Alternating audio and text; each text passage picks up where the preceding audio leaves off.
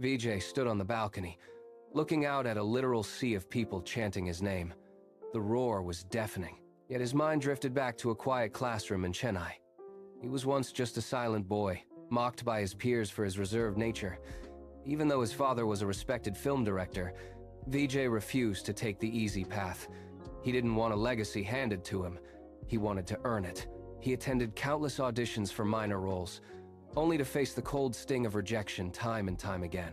Critics were ruthless, openly dismissing him and labeling him entirely unfit for the silver screen. But in that silence, a fire was beginning to burn. He wasn't just a dreamer, he was a fighter in the making. Every single night, he locked himself away in a lonely studio. He practiced dance steps until his feet bled, and repeated his lines until the craft was second nature.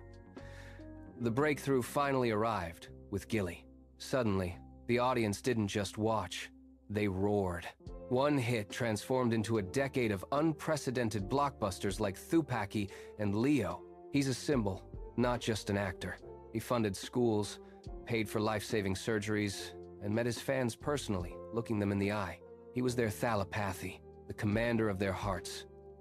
But even as the box office numbers climbed, a deeper calling began to stir within him, far beyond the bright lights of the film sets. The film sets started to feel small, confined by scripts and makeup. Vijay began visiting rural villages, witnessing the deep cracks in the system. He saw the lack of jobs, the crumbling schools, and the silent despair of the youth. He realized that cinema could reflect pain, but it couldn't heal it. In a move that shocked the industry, he walked away from a multi-million-dollar career. He traded the camera for registration papers, founding his own political party, Thepi.werofKing. The critics returned, laughing just as they had years ago, calling it a mere midlife whim. Vijay ignored the noise. He traveled through the dust of remote districts, sitting on the floors of humble homes. He wasn't there to perform. He was there to listen to their grievances. He spoke in policies, not movie dialogues. The momentum became an unstoppable force of nature.